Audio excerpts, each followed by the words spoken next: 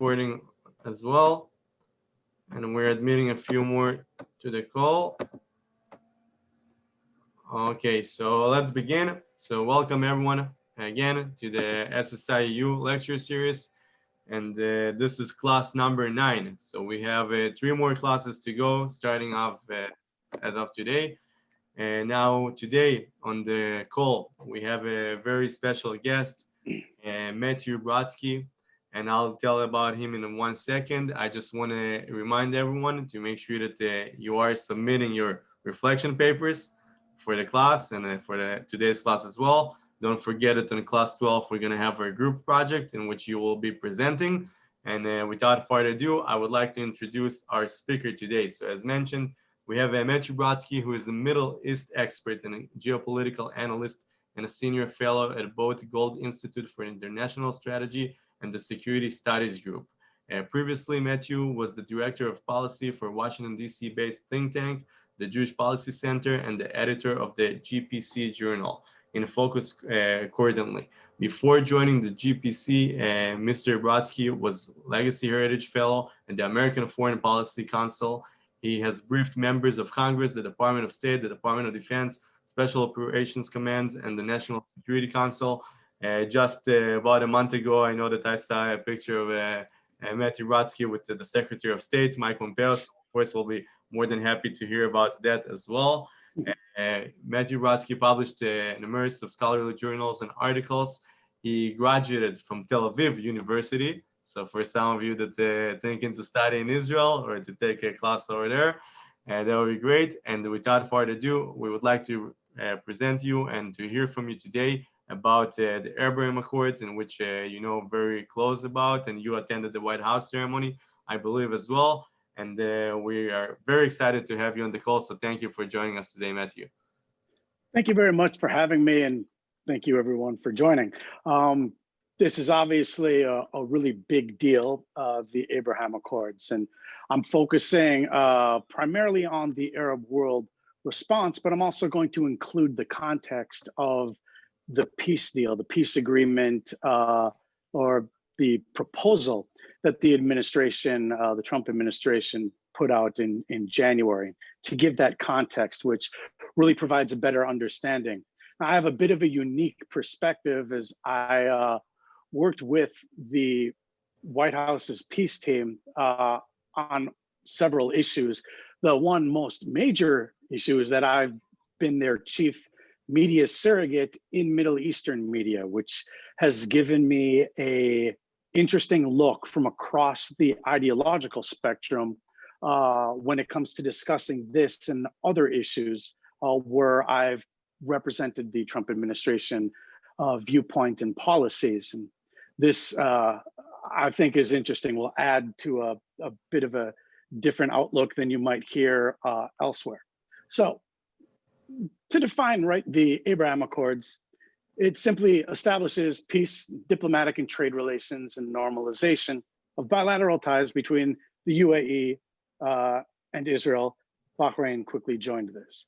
It's a big deal for many reasons. Clearly, it's the third and fourth type of agreement with Israel.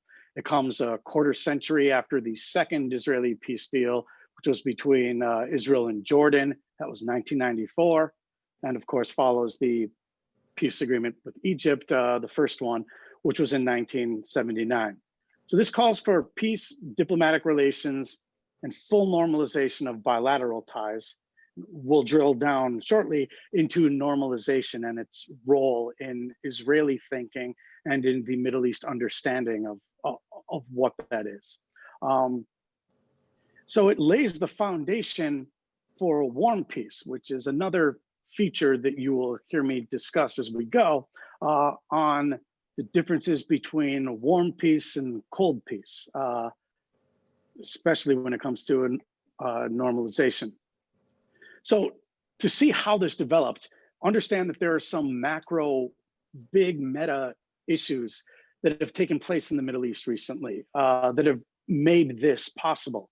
First of all, there's the inter-Arab politics and regional realignment. A lot of this began or was hastened with the so-called Arab Spring from 2010, 2011 is when that started. And it really reframed major political fault lines within the Middle East in the Arab world. Also, a continuation in 2017 of a diplomatic rift that had Qatar and Turkey and Iran, frankly, on one side, and had most of these Sunni Arab states, the GCC, Gulf Cooperation Council, on the other. Now, this is a major feature, incidentally, that predates that, but you also see in how media is actually reacting and how people are reacting to the Abraham Accords.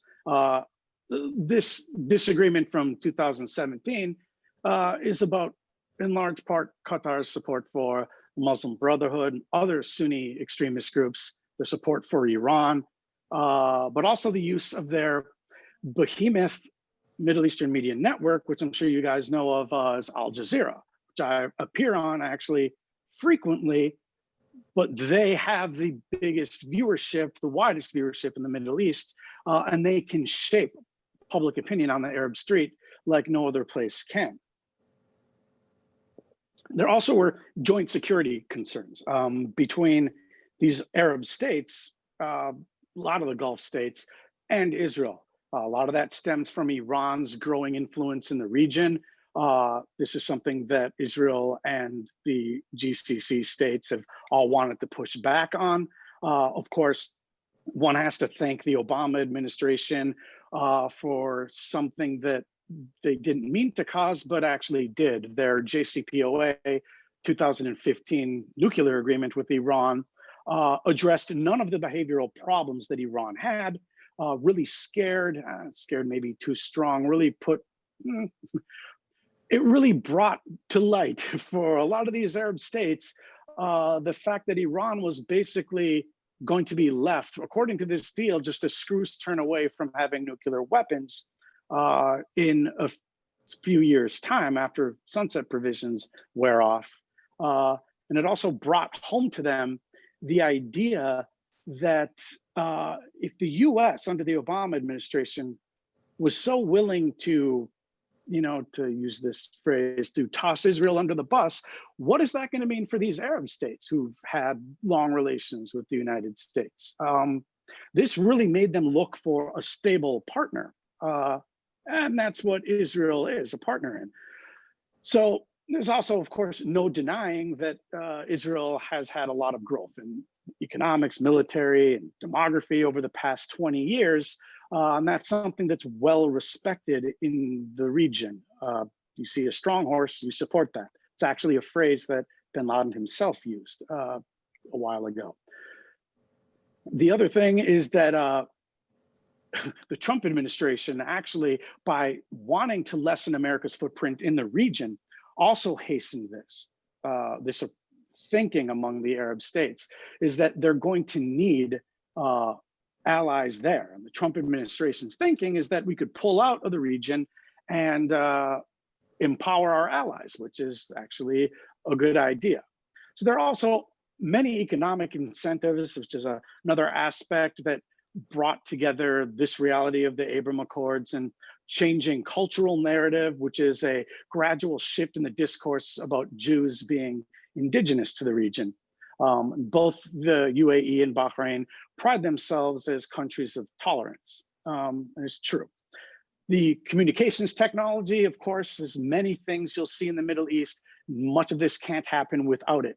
Social media fostered a lot more dialogue between Israel and the Jewish world and a lot of these Arab states, the people of the states, which is to say that this was no longer a narrative controlled only by the leaders and their media organizations who controlled the narrative and told the people precisely what they are supposed to believe. Critical in all of this is the decline of the centrality of the Palestinian-Israeli conflict in the Middle East. You think about it, many college students today weren't born during the second Intifada in Israel. It's interesting, one of the main architects of the Abraham Accords is the UAE ambassador, the Emirati ambassador to the US, Yosef Al-Taiba, he quotes frequently a poll that comes out every year from Arab youths, 18 to 24 years old, and they ask them, what is the most important issues? What do they really care about? And consistently, he says, Palestinian issue is ranking lower and lower, at least among Arab youths. He said, quote, I saw data where it recently ranked 7th in terms of priorities. The priorities were number 1, the increased cost of living, number 2, unemployment, number 3, corruption. The Palestinian issue is number 7. He said, you take that issue to the UAE itself instead of the wider region, the issue falls to number 9. And so this gradual delinkage of the Palestinian-Israeli conflict from everything in the region played a major role, where the new generation of Arab leaders coming up really begins to understand this. This is something that I'm sure you all gathered here as students, and I have always been contending with, is to explain that the Israeli-Palestinian conflict is one of many conflicts in the region. Solving it has nothing to do with solving the civil war in Syria, the war in Yemen, Hezbollah in Lebanon, Iraq's political corruption, instability in Libya, terrorists in the Sinai Desert in Egypt, and an Iranian regime, as I explained before, oppressing its own people, fomenting terrorism around the world, and pursuing nuclear weapons. So all of this came together, by the way, this realization that was happening really independent of Israel in the Middle East, along with the Trump administration coming in with a very different viewpoint of relations, how the Middle East should work, than was the case under Obama. The Trump administration understands that Israel keeps the region in check, promotes America's interest at a very low cost to the US, very little military aid they need to give for all of this compared to wars that they've had to fight, diplomatic support, but no troop involvement, no involvement in wars. There's a simple principle that was actually lost during the Obama administration from this administration's viewpoint, and that is reward your friends, punish your enemies. Very simple. The thinking is you reward your friends, you get more friends.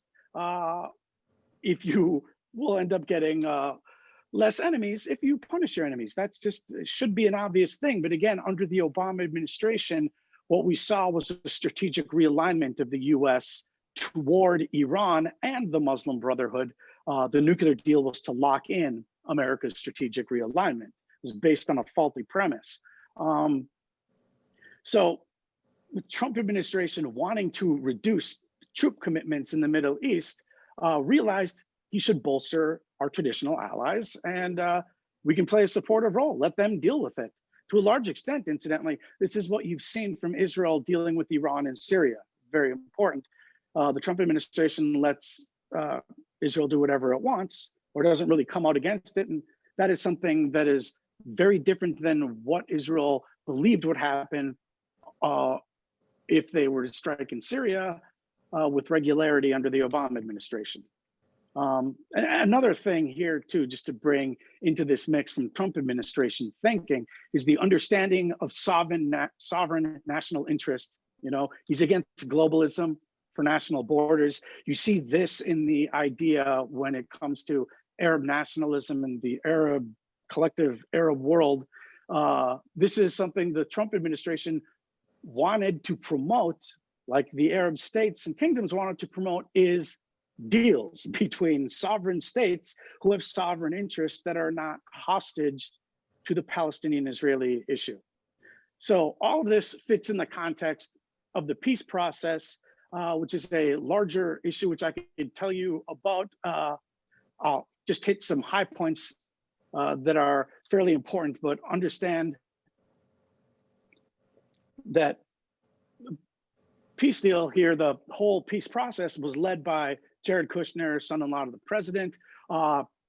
He's actually, contrary to what media likes to say, is incredibly intelligent, very decisive, and understood details, met with all of the previous practitioners in the US and elsewhere of the peace process since the Oslo process. What he wanted to do was something different, not repeat the same mistakes of the past. Very important. So he also wanted to do something that I've written about for a long period of time, which is to break up the mythology in the region, not just amongst Palestinians, but, the widely held mythology that is, crystallized among past peace process practitioners. The idea that you move the embassy to Jerusalem in December 2018 and the world will explode, recognizing the Golan Heights as part of Israel in March 2019, announcing the US doesn't consider Israeli settlements as illegal in November 2019. Didn't start a war. You remember, everyone was freaking out at the very end of last year because the US killed Qasem Soleimani, Quds Force commander from Iran. Everyone, this is going to cause a major war. Okay, that didn't happen. This is brand new thinking from the Trump administration, which was a reversal of the blob created under the Obama administration. And so you see, in the context of creating this economic deal, there was a major focus for the peace agreement between Israel and Palestinians and the Abraham Accords on economics. That's why they held the June 2019 Peace to Prosperity Economic Conference that was in Bahrain. It was designed to make lives better for the Palestinian people. The belief there is this has to be something that the people actually feel, that their lives actually get better, which came around to the understanding that the Palestinian leadership was actually doing quite comfortable as they were. They can have maximal demands and their life will be fine. They don't really feel the need to compromise. So this was also, this conference in June 2019 was to provide an economic roadmap for the Palestinian people in the context of a conflict-ending political agreement with Israel, which is what they were going to release. The peace plan, Peace to Prosperity, it's called, a vision to improve the lives of the Palestinian and Israeli people. It's finally released in the end of January 2000. Should also add here, just as a side thing, I think it was President Trump first who called it the deal of the century. It was supposed to be called the opportunity of the century. And this, of course, is something that people like to, rib you with in Arabic media. They said the deal of the century, really. So turning to the actual Abraham Accords itself. In reality, what the agreement is three pillars. It's the suspension of Israeli annexation for normalization, with also the side issue of the sale of the F-35 fighter jet to, which is the US, to the Emirates, the UAE.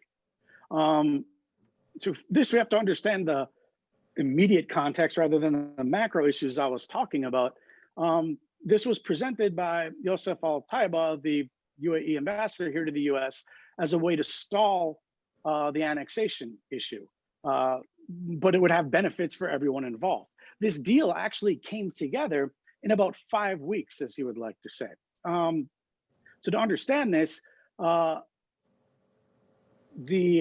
by September 2019, right, the interviews that Netanyahu was giving saying, I want to extend sovereignty to all settlements, so the settlement blocks. On May 28th of this year, Netanyahu said he was committed to annexing parts of the West Bank.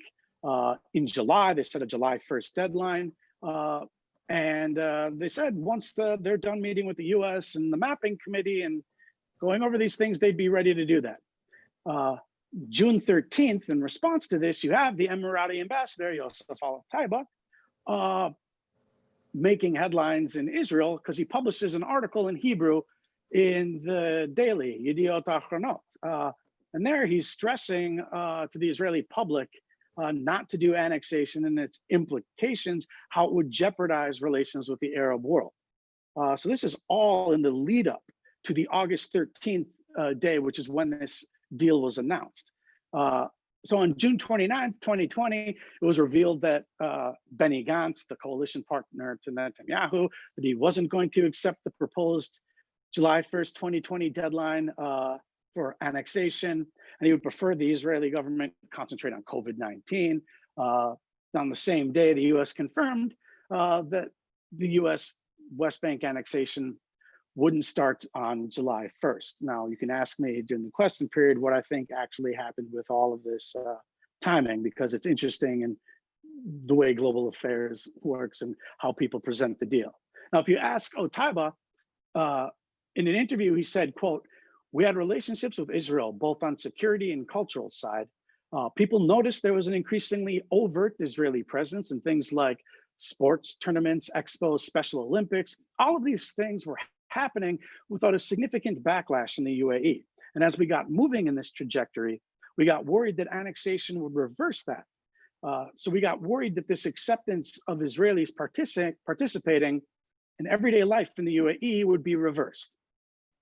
So from his perspective, he says, quote, "So we tried to come up with a way to prevent the annexation. And the best way we came up with was to trade up for it, to create something that both sides wanted and benefited from, which is trading assurances on stopping annexation for normalization." So the annexation is suspended, I would say. It's under wraps, really, the exact duration of this.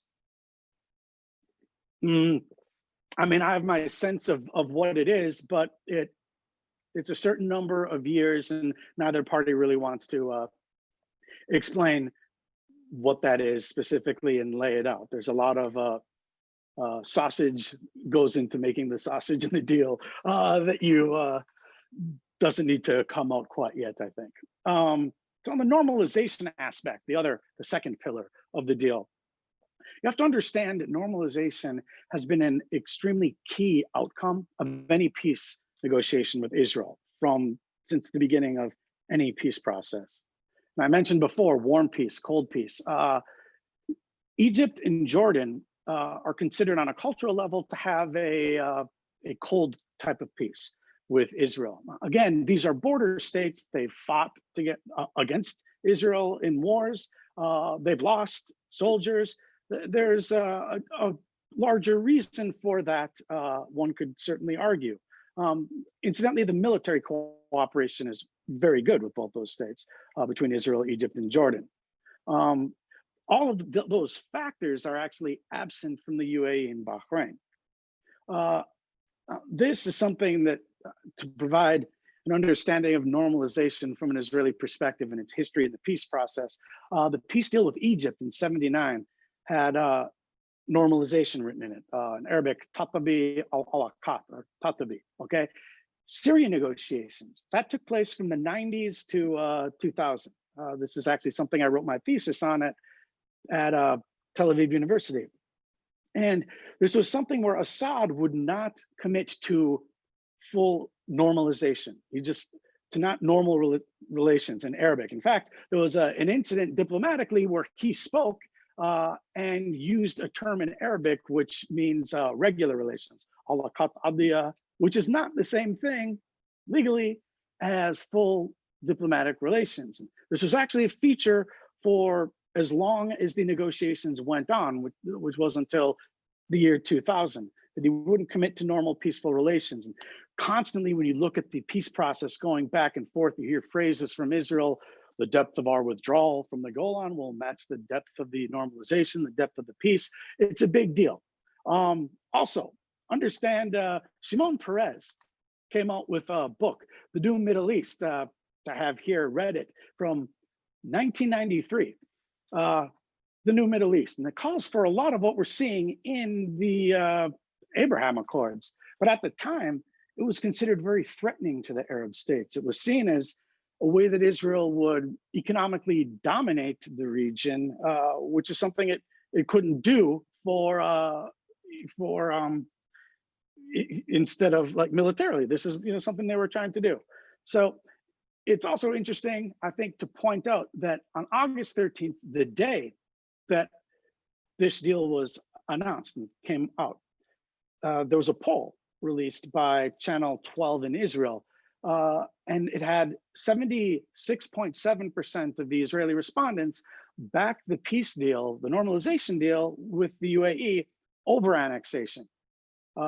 It's 16.5% preferred annexation, about 77% wanted the peace deal. This is how important this is seen in Israel and has forever, not just to have peace and pacts of non-aggression, but to truly belong in the region. The third aspect of this, of the Abraham Accords, is the F-35 deal. Now, Al Taiba, the UAE ambassador here, says specifically that this was not part of the deal. Okay, he says, quote, "The deal itself was very simple: normalization for no annexation, nice and simple. Both sides benefit." And he points out that the F-35 fighter jet, which is what Israel has, it's the most advanced U.S. stealth aircraft, and has also been used by Israel in Syria. It's important.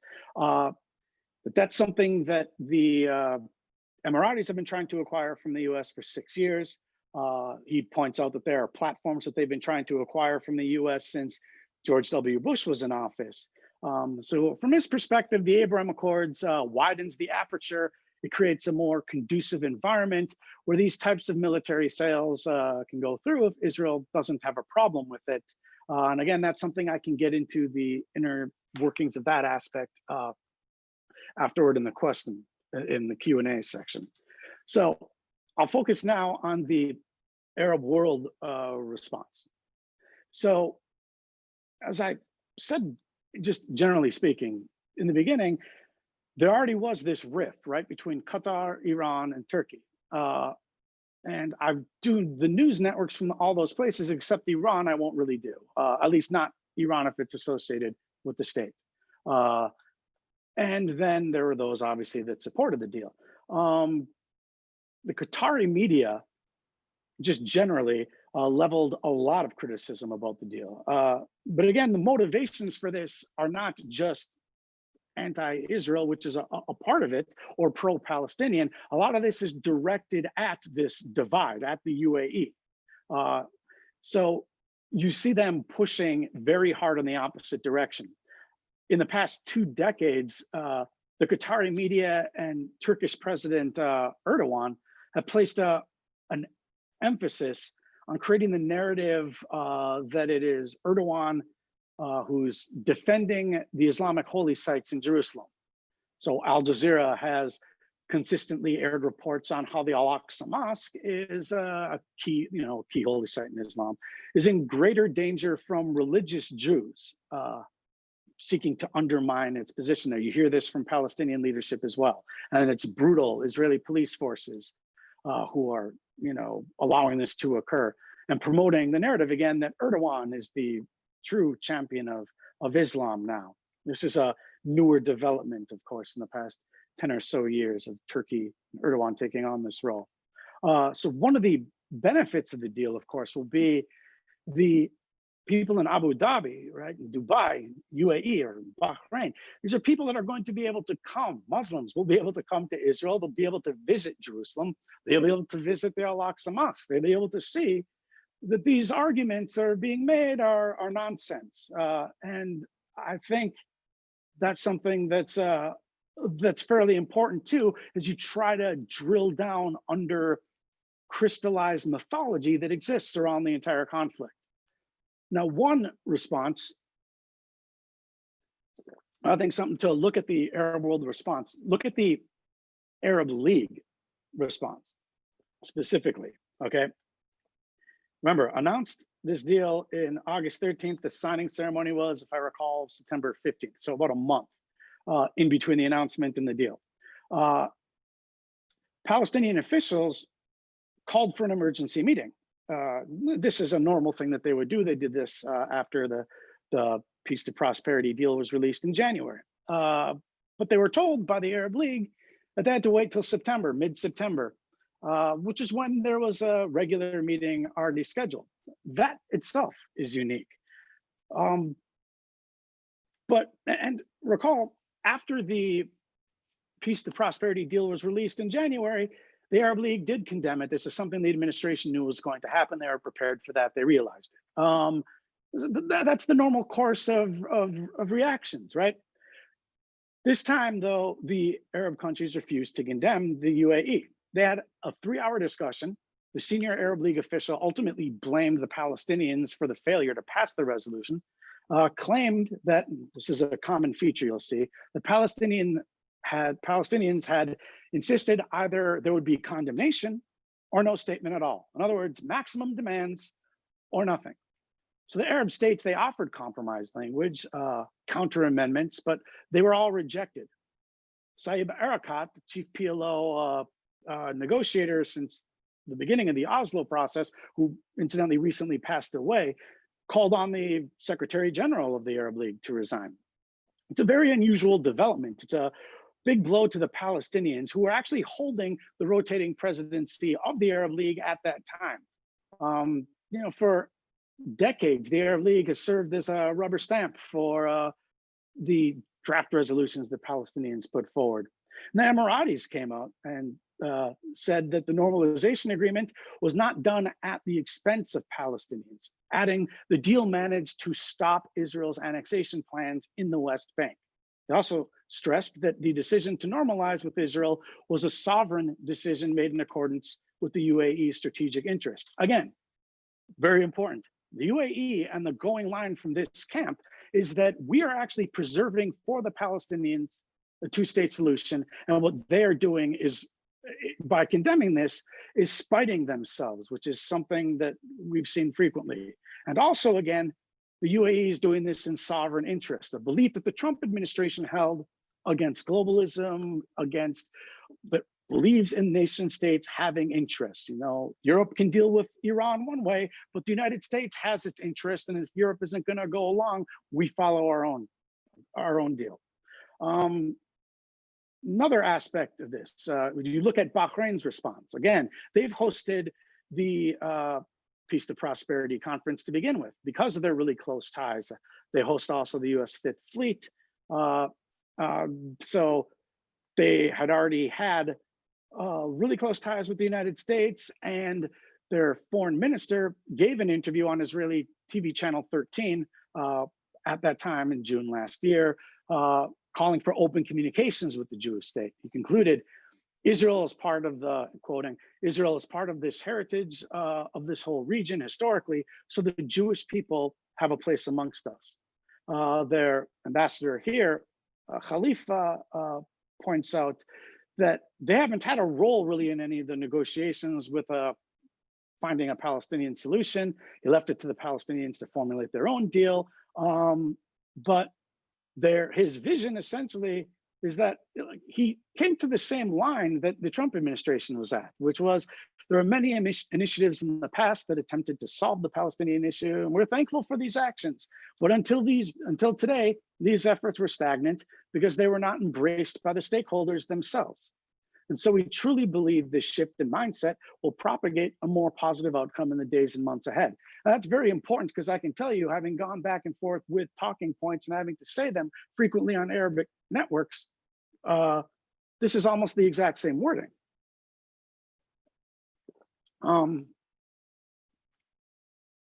So one of the things that they look forward to, the Bahrainis, they say, is their view is the people-to-people relationships will be one of the most vital outcomes of the agreement.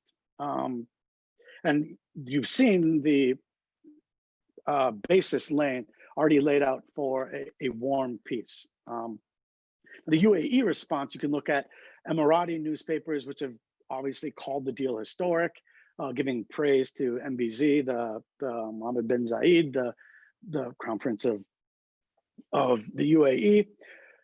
And again, they present all this as a success because it prevents the annexation. You go on Sky News Arabia, this is the first thing that they ask about and talk about to begin with.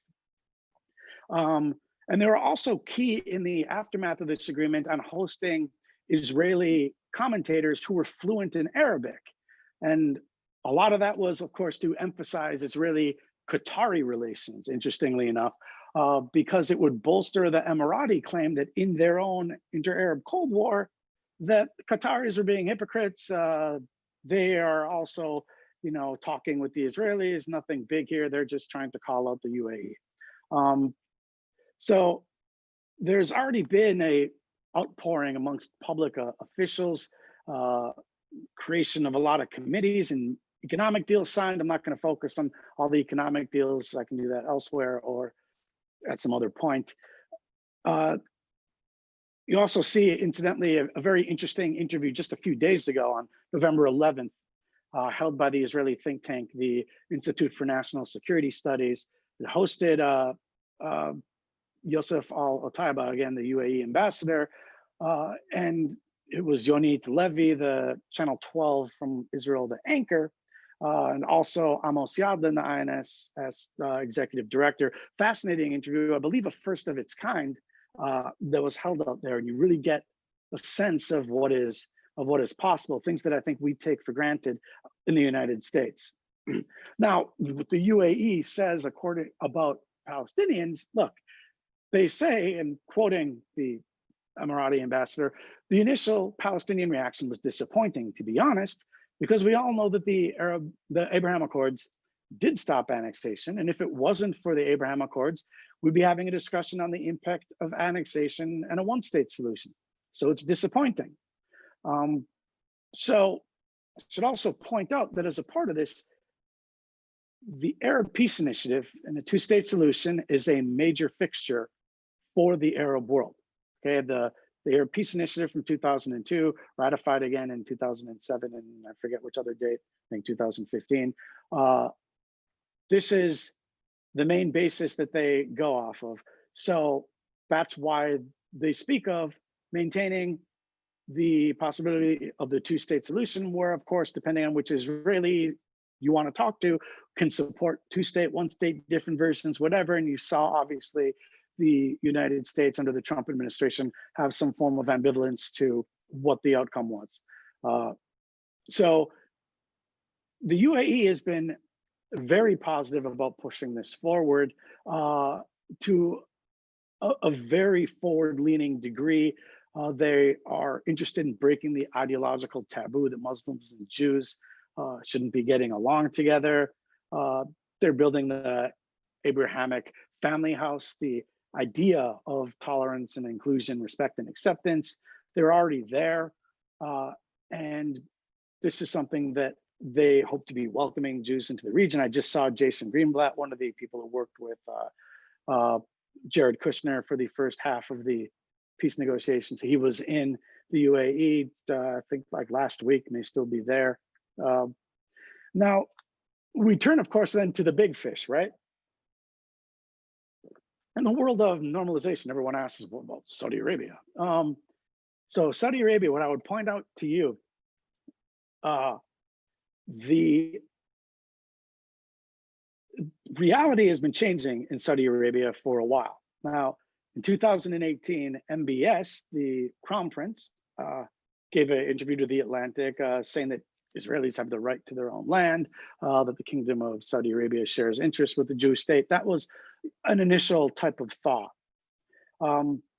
They have been backing up, of course, the Emirati normalization and pushing back vigorously against what they see as Qatari propaganda. The most interesting thing that I would absolutely direct all of you to read and to look at is in Al Arabiya in October, when was it, October 5th around this year, they published a 3-part exclusive interview with Israel, with the Crown Prince, or with Prince Bandar bin Sultan. Longtime Saudi ambassador to the US, has been involved with all the peace process through the 1990s. If you do Middle East history at all, you read up on this, this is the most fascinating stuff you will ever hear. It's his full idea of what happened, his view of the history, in which he was incredibly critical of Palestinian leadership, gives some very interesting views. Now, you can see this on YouTube. It's with subtitles, by the way, and you can see the transcript translated into English. It was for anyone who practices Middle East peace process type activities, or historians were like, wow, this is some meat.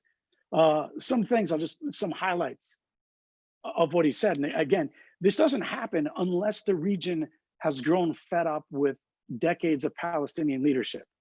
Okay, he said, quote, "The Palestinian cause is a just cause, but its advocates are failures. And the Israeli cause is unjust, but its advocates have been proven to be successful. That sums up the events of the last 70 to 75 years. That's something that successive Palestinian leadership historically share in common. They always bet on the losing side, and that comes at a price. He points out that I think the circumstance and the times have changed. I think it's only fair to the Palestinian people to know some truths that have not been discussed or have been kept hidden. He points out, who are the allies of the Palestinians now? Is it Iran, which is using the Palestinian cause as a pretext at the expense of the Palestinian people? Is it Iran and Khomeini who want to liberate Jerusalem through Yemen, through Lebanon and Syria? The path to Jerusalem is known, as if they truly wanted to take it. Or is Turkey their ally, which Hamas leaders have thanked for its stance in support of Hamas and the Palestinian cause? He says, quote, "It's not our fault that God gave them such leaders." And repeats, "We are dealing with a just cause with bad advocates." It's an amazing, lengthy three-part interview, again, which really goes far from where the Saudi Arabia has been. Obviously, it's not as far as the UAE and other places, but it's coming. Interesting, I'll also point out that Bandar bin Sultan in 2003, same guy, gave an interview with the New Yorker that was called "The Prince: How the Saudi Ambassador Became Washington's Indispensable Operator." Now, he described Arafat's decision not to accept the Clinton parameters in December 2000 as a crime against the Arab nation. He said to Arafat, quoting in this article, "Since 1948, every time we've had something on the table, we say no. Then we say yes. When we say yes, it's not on the table anymore. When we have to deal with something less. Isn't it about time that we said yes?" Now, this article actually disappeared from the internet for many years. I was using this a long time ago for something I was writing, printed it out. I'm curious to actually see if it's available these days, but it really backs up this contention of how annoyed the Saudis have been over the years with them sticking their necks out and really taking punches as they see it for Palestinian leadership. Now, Qatari media, as I said, Al Jazeera, I deal with that a lot. You really come up with, it's presented in a far more hostile environment.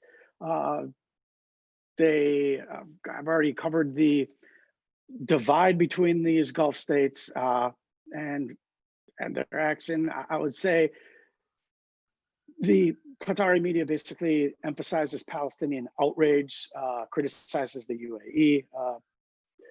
They've run all kinds of stories that attack the UAE. A lot of the questions I give are basically that I get are, I mean, you could just tell. You step on from like a Saudi or UAE network and you get those questions, fine. And you go to Al Jazeera and they're more hostile, or Al Arabi or some of the other networks. It's an interesting thing. You've seen Al Jazeera channels aired tens of political shows where interviews different Arab nationalities. They condemn the deal aggressively. This is unfortunate. Turkey also hostile to the agreement, but I have to say, Turkey and Al Jazeera, both these networks, have given me the ability to say the White House viewpoint on this, which is very important. This was not something that they could have just steamrolled that. It doesn't change the tenor of their overall coverage, but that's something to be aware of and was done on purpose. Lastly, I'll just say that for Palestinians, they basically rejected having anything to do with this, the entire peace process since the moving of the Israeli embassy. They've had a long history, unfortunately, of their leaders sabotaging themselves. Trump wanted to reverse, the president wanted to reverse, this is a key thing. Under the Obama administration, the narrative really took shape amongst the Palestinian leadership. The time is on their side. They didn't have to make compromises. They could they could internationalize the conflict, go to international bodies, get the trappings of statehood, at the UN or something, or the ICC, without actually compromising with their mythology, with the bottom line, with the red lines. the idea under the Trump administration was to create the counter narrative to that, which I think they did successfully, which is the understanding that time is in fact not on their side. The line I've constantly used, the administration has used, and I've heard this from the UAE and Bahrainis as well, is that there's a train that's moving in the Middle East, and the Palestinian leadership should get on it for the sake of their people. It's moving whether they're on it or not. It's time to put aside the old fossilized talking points that have done nothing for the people, for the Palestinian people. And I know I've taken a lot of time to actually present all this. I'll leave the rest to you for questions, and I'm happy to get into whatever you'd like. Awesome. Well, man, thank you so much. Very interesting, fascinating lecture.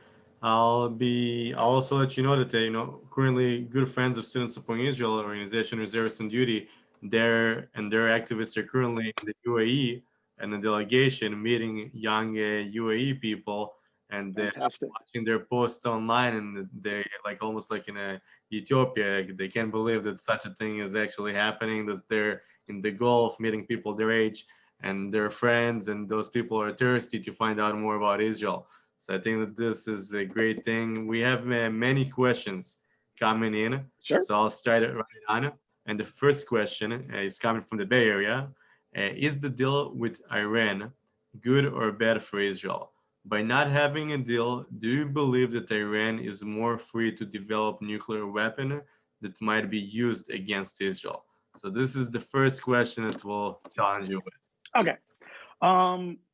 So look, the Iran deal is unequivocally horrible for Israel. There's been a revisionist history of the Obama administration people who are a lot of them surrounding what will likely be the Biden administration, is trying to say, oh no, the deal was just initial deal and there were supposed to be add-on deals. And I've argued with these people from the National Security Council, from Obama's National Security Council, where they tell you what's the deal does this, this, and this. Okay, not true what they say, not in the agreement. The talking points that the Obama administration sold were frankly horrible. Now look, from Israel's perspective, what the deal did was financially reward to the tune of well over 100 billion, the Iranian regime, which they've used, as we've seen, to foment terrorism across the entire region.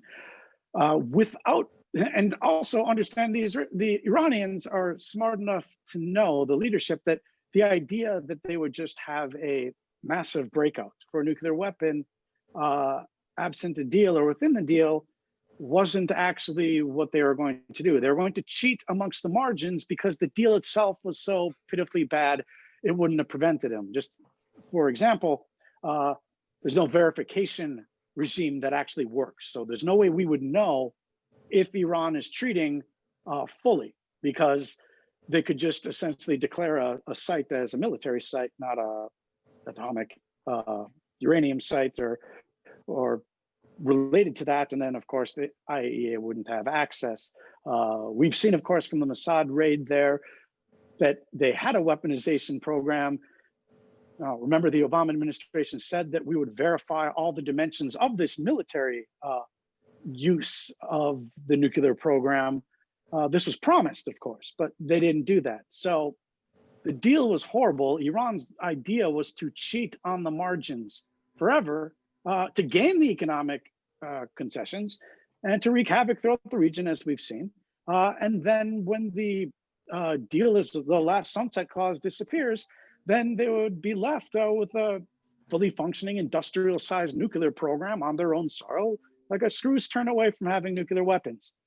Without the deal, the fact is, yes, Iran has cheated more, but the hope was that there would be another Trump administration who's used maximum financial pressure, which has really been cutting into them, to prevent them from going forward. But I mean, the fact is, I view what the Trump administration's pledge to not allow Iran to have a nuclear weapon as something that's concrete. The Obama JCPOA was frankly not about Iran's nuclear weapons. That was to basically lock in America's strategic realignment. The thinking was that we would give lots of money, carrots, not sticks, to the Iranian regime, and they would moderate the behavior, and yay. And then on the other hand was promoting the Muslim Brotherhood, as we saw in Egypt and elsewhere. Faulty premise. I hope Biden does not go back to that. I fear that he will, and that could force others to act. Okay, so right away, two follow-up questions. It's going to be splitting that first one. One of them going to be, it was reported in the New York Times that the Trump administration considered striking Iran a nuclear base before his leaving office, and this thing was removed out of the table. So if you can tell us a little bit about that. And the second one would be in regards to a new possible administration, that if President-elect Joe Biden comes in, would they be reversing the things that already happened on the ground, or is it hard to reverse those things and to go back to what it used to be? So can you tell us a little bit more about what can possibly happen under President Biden? Okay, I'll answer the second one first. Regarding Biden, understand, look, he could be reaching out and saying, I want to pressure Israel. So I don't want any more Arab states to normalize relations. Hold off on that. This is a reward to give. Again, the Trump administration sees, that the world is round, gravity exists. Israel's our ally. It's almost like an Israel test. If you get along with our ally, then okay, you can. Then you're good with us. Work together. We don't want to be a part of it. If Biden wants to kind of undo this type of thing, I think at most what would happen, as far as the Abraham Accords is concerned, is, remember, it was Obama's horrible nuclear deal and his view of the Arab world and his preference for Iran's leader that actually really set this whole thing in motion. So by a return to that, by the Biden administration, would keep, if not strengthen, the fundamental security concerns that have brought the countries together, Israel and the Arab world. That's aside from the cultural aspects that we've talked about. Regarding the report yesterday, and this is funny because, I mean, not funny, it's actually kind of sad, but at this point, to me, it's kind of funny. Look, when there was the creation of the JCPOA in 2015, you had Ben Rhodes from the National Security Council. Hopefully you guys know who he is. Gave an interview to the New York Times magazine, which he talked about creating an echo chamber to sell the deal, right? He sold the lies to basically what he called journalists who know nothing, who are really young, in their 20s, and they would reprint the talking points, and then he created think tanks that would spring up overnight, and this is how they created experts out of nothing, and this is how they sold the deal. Basically, a package of lies by people who didn't know what they were talking about selling it.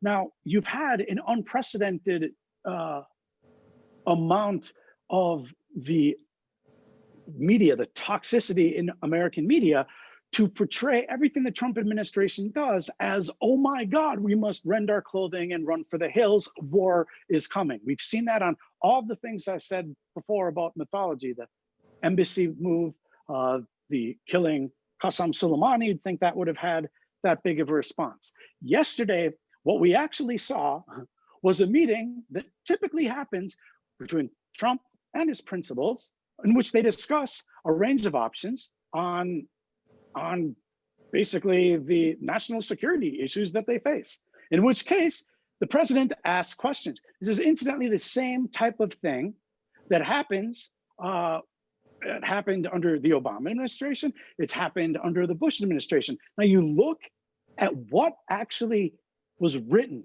by the New York Times, which is the height of, trying to find a good diplomatic word, it's just not responsible journalism, okay? 5 reporters writing on this. What is it based on? Who are the reporters? Who are the official sources? Oh, well, you turn to CNN and automatically you see it's Susan Rice, right? From the previous administration. You have Obama's people, who are, quote, senior officials, reporting, sensationalizing this entire deal and putting it out to the press. And it's basically a normal meeting that occurs. And there's a purposeful thing that you've seen throughout the Trump administration to present everything as anything the Trump administration does. It's, they're just mayhem and whatever. Look, there's a degree of mayhem that exists. Look, the Obama administration was very expert at putting together all these things that I say I disagree with. They did it very well. I disagree with the point of the plan, but boy, were they good at actually doing it. They were better, I think, at doing this type of thing than the Trump administration. But again, from the media portrayal of Jared Kushner and this, I've seen him, his team. What you see in the media is just not an accurate portrayal. Now, having said all of that, because there is no actual senior administration official who said this to the New York Times itself, there has to be, I think, and should be, from any American perspective, a conversation about Iran. Because look, if you're giving assurances to Israel and the rest of the Arab world that you're not going to allow Iran to have a nuclear weapon, they have to be looking at options right now, especially if Biden says he's going to go back into the deal. The deal, again, as horrible as we said it was in 2015, the evidence is that it is so much worse. And yet they ignore this and seem to want to get back into the deal, which would allow Iran to get nuclear weapons. So this type of conversation should happen. It happens under other administrations. This is the kind of really annoying, sensational journalism that you've just seen throughout the years. New York Times, which is not, for them, for CNN, MSNBC, the Washington Post, other places. I think it's really unfortunate for America. Okay, and then I'll try to sneak in a few more questions because I know we hit the 1 hour mark. But here's the following question. It was also reported that after the UAE and Bahrain, Sudan also agreed to come into the picture and normalize the relations with Israel, as they were removed from the terror sponsor states list. Now, Sudan, what was their interest to jump on it? Do they really like Israel, or it was more important for them to be removed from the list of state sponsor of terrorism? And also, do we see any other countries that might be joining after Sudan, like Morocco or Tunisia or anyone else? Well, okay, I'm answering the second one first. There are other countries that have been in the works. You mentioned some of them that might be. The dynamic of the presidential shifting is something that's different and may certainly impact that. And I wouldn't get out in front of anything that the White House wants to put out at this point, just because a lot can happen in the closing weeks after a campaign and a transition. Remember, the Clinton parameters were put down December 23rd, 2000. That's after the election and before Inauguration Day. Much can still happen. What was the first one? Was Sudan, right? Sudan. So look, for Sudan, quite clearly, this is more about getting off the U.S. Sanctions list. But this is another one of those areas where you get multiple overlapping areas of interest, right? You have Sudan that it's like a host for Al-Qaeda, okay? They also, after 9/11, then like flipped sides and were the most, I believe it's the most major transit point for weapons going to Hamas in Gaza. Was, Iran would send them through Sudan. They created manufacturing sites for this. This is huge. Now, recently, I think a little over a year ago, they've had political transition and have gone through very good, taken really serious steps that the U.S. appreciates and looks at. And I think when you put this in the context of the U.S. Global war on terrorism and the overall view of the Trump administration, which is to say, he says this, right, that he's kept the U.S. out of wars and created more peace than any of the presidents that preceded him. And really, he's actually right. Now, on this deal, he's getting a victory in the war on terrorism, so to speak. at almost no cost to the United States, right?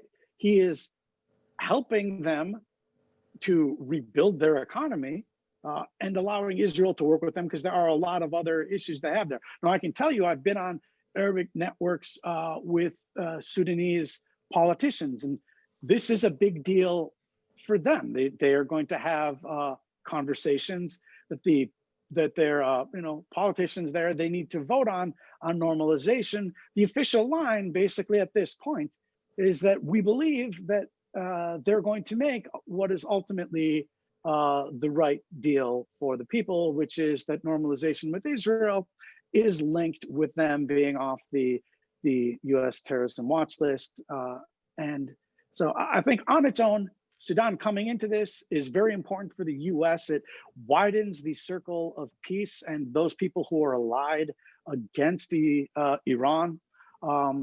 And it's important for Sudan just to keep stability. It's important for Israel, and look, it's important for the rest of the Arab world and the Arab League. They see this as a major accomplishment. Look, 3 Arab countries in like 2 months or so after no progress in 25 years. That is something to absolutely celebrate.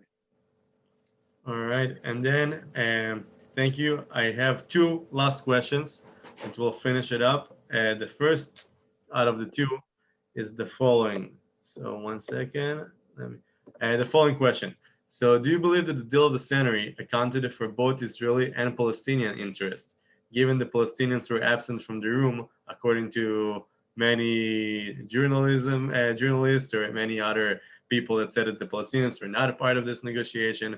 So the deal was only benefiting Israel and not the Palestinians, and then therefore this whole deal is not good to begin with, because peace is being done between the 2 sides. Also, I'll add some critics argue that Israel was never in a war situation with the UAE and Bahrain, therefore it's not a peace deal, and they minimize from it. And they say that if Israel really wants to improve their stake in the region, they do need to solve the issue with the Palestinians first. Can you tell us a little bit more about that? Okay, so on the second part first, right, these are deals of normalization. They're peace as well, and as I mentioned, the UAE and Bahrain were not states that were at war. I mean, Saudi Arabia actually did have troops in several of these wars with Israel, but that's a different issue. I already covered normalization and the importance that's been placed in Israeli thinking and in negotiations, and just the phraseology and how that works, of how important that is, which is why, again, as normalization deals go, this is a very impressive deal. Something that, if you recall, the 2002 Arab Peace Initiative, the Palestinians were counting on that there would be no normalization of ties with Israel in the Arab world without solving the Palestinian-Israeli issue.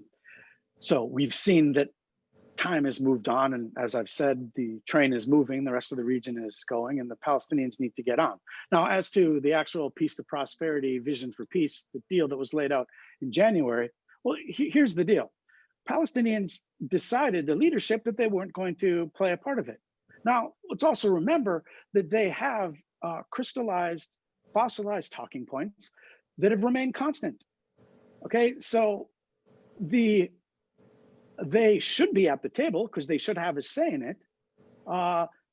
That's not, however, as if the Trump administration people and me didn't meet with Palestinian people, important people who had shared viewpoints. We understood that. They understood that. The Trump administration certainly got that. And I would also say that the Palestinian viewpoint is quite well known also. Again, nicer for them to be there. It wouldn't go against their own interests. But the fact is, they have been claiming the same things, which is they want all of 1967 blue lines, including East Jerusalem, the return of refugees to Israel itself, not a Palestinian state. This normalization aspect kept on the side. So these are things that, frankly, from the Trump administration's perspective, it's just not going to happen. It's not going to happen. And that's why I've been focusing on the idea of mythology, needing to deal with mythology from the Trump administration's perspective in the region, and specifically among Palestinian leadership, is because they continue to tell their people that they're going to get things that they will not get. And until that changes, peace is not going to come for them in a peace deal. And that's something that Jared Kushner and his team sat out to make clear. Frequently says that these are all talking points of the past. You know, we want to create a better future for the Palestinian people. That's again why he hosted the Bahrain Economic Conference, focused on that to begin with, because he wanted the Palestinian people to see that this is something that was tangible for them, and that it wasn't just on these things that, frankly, I don't think that Palestinians are going to end up getting. I should add to that, if you look at the Arab world response, they are still very much looking at the Arab Peace Initiative, again, from 2002, as a major talking point. And the official line from the administration that, you know, I've used, they gave it to me, is that it's what Jared has said like 1,000 times. The Arab Peace Initiative was a good effort for its time, but it was short on details and didn't succeed. The Trump administration's approach was to release a plan grounded in the logic and realities of today. Okay, that's a very diplomatic way of saying let's get with the program here. So that's that's something. Thank you. And then I would like to ask the last question, and I think this question might hit closer to home, especially for college students. So the question is the following: how do you recommend for students to make it clear what is the actual reality to different Israelis and to different Arabs on the ground, and when we discuss the topic with other Americans? Because a lot of times we tend to hear, especially this is an argument that came up a few times, that while Israel and Arabs in the Middle East might start coming together, the biggest obstacle to them coming together might be in the West on different college campuses, people that are going to be speaking against it, and the people that think that they know best what's good for the people in the Middle East. So how do we approach this entire topic, this whole conversation? We go to college students when we discuss it with other Americans that live tens of thousands of miles away from the actual reality on the ground. Look, first of all, the work you guys do is incredibly important, okay? You don't get to where you are today. I was talking about journalism. You don't get the fault lines that we have today in our country without what I consider to be a massive form of revisionist history on the left side of the political aisle that been engaging in, and this view of Israel as the pariah that we've seen from the squad, from, you know, Ilhan Omar, of course, Rashida Tlaib. Look, that's been growing. The reason I went, I took many years off before getting my master's degree. I went to Israel, to Tel Aviv University in 2004. The reason I went there is because I think the master's programs in the US are primarily bad. They focus on the Israel-Palestinian issue. It's a lot more political.